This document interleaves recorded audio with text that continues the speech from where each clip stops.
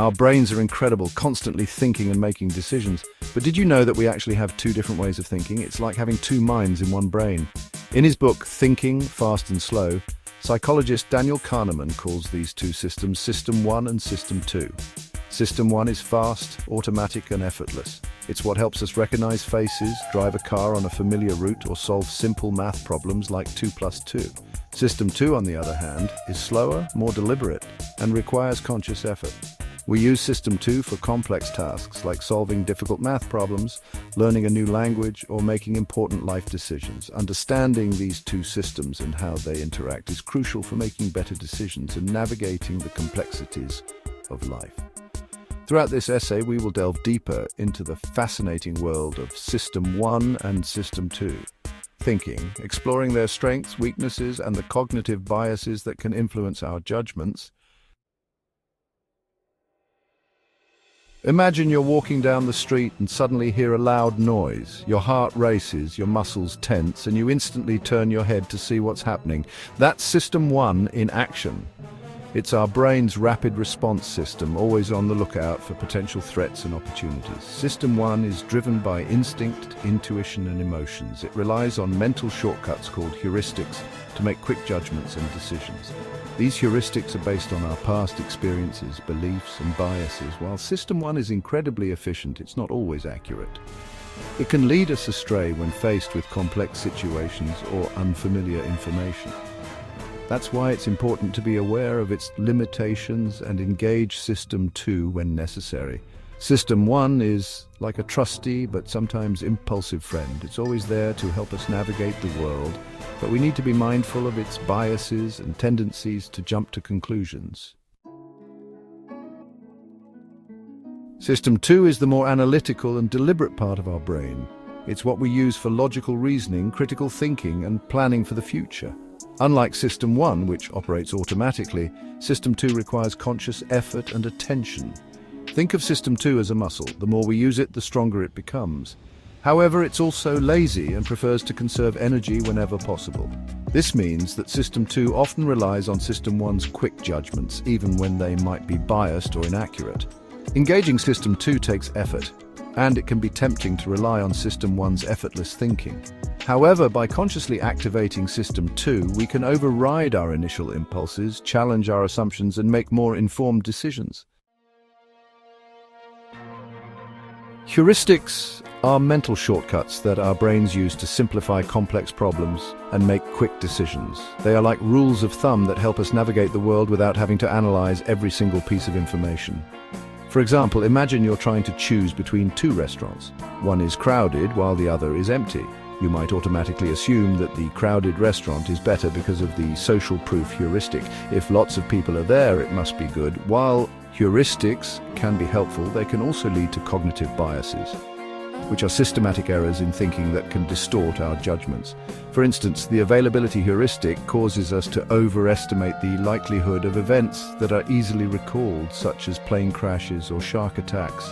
Understanding how heuristics work can help us identify when they might be leading us astray and make more objective decisions.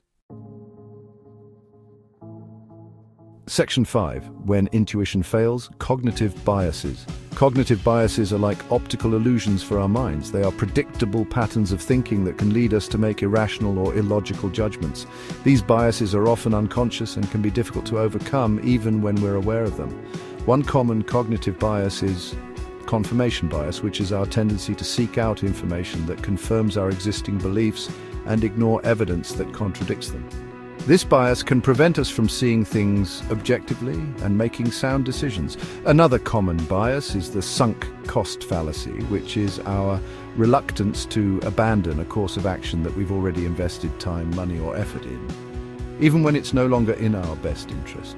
By understanding common cognitive biases, we can start to recognize them in ourselves and others, and take steps to mitigate their influence on our thinking.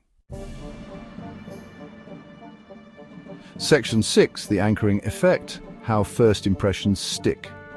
The anchoring effect is a powerful cognitive bias that demonstrates how our judgments can be influenced by irrelevant information. It occurs when we rely too heavily on the first piece of information we receive, even if it's not relevant to the decision at hand. For example, imagine you're negotiating the price of a used car. The seller starts by suggesting a high price, which acts as an anchor. Even if you know the car is worth less, you might be more likely to agree to a higher price than you would have if the seller had started with a lower anchor. The anchoring effect can influence our decisions in various situations, from salary negotiations to estimating the value of a product. By being aware of this bias, we can try to focus on the relevant information and avoid being swayed by irrelevant anchors. Section 7, Framing Our Decisions, the Power of Perspective. The way we frame a problem or decision can have a significant impact on our choices, even if the underlying options are the same. This is known as the framing effect. For example, imagine you're presented with two options for a medical treatment. One is framed positively. This treatment has a 90% survival rate, while the other is framed negatively. This treatment has a 10% mortality rate. Even though both options convey the same information, people are more likely to choose the treatment framed positively. The framing effect highlights the importance of considering different perspectives and reframing problems to ensure we're making decisions based on the actual information, not just how it's presented. Section 8, Taming Our Biases, Strategies for Better Thinking. While cognitive biases are a natural part of human thinking, we're not powerless against them. By developing our System 2 thinking and adopting specific strategies, we can become more aware of our biases and make more rational decisions. One effective strategy is to slow down and think critically before making important decisions. This gives our System 2 time to engage and challenge our initial impulses. Another strategy is to seek out diverse perspectives and challenge our own assumptions. By practicing mindfulness, seeking feedback, and cultivating a growth mindset, we can continuously improve our thinking skills and make more informed choices. Section 9. Thinking Fast and Slow. A Journey to Self-Awareness. Thinking Fast and Slow is a groundbreaking exploration of human cognition that reveals the hidden biases and mental shortcuts that shape our thoughts and actions. By understanding the interplay between our intuitive System 1 and our deliberate System 2, we can gain greater self-awareness and make more conscious choices. The book provides valuable insights into how our minds work, helping us understand why we make certain decisions and how to avoid common thinking traps. It's a must-read for anyone who wants to improve their decision-making skills, enhance their critical thinking abilities, and navigate the complexities of life with greater awareness and wisdom.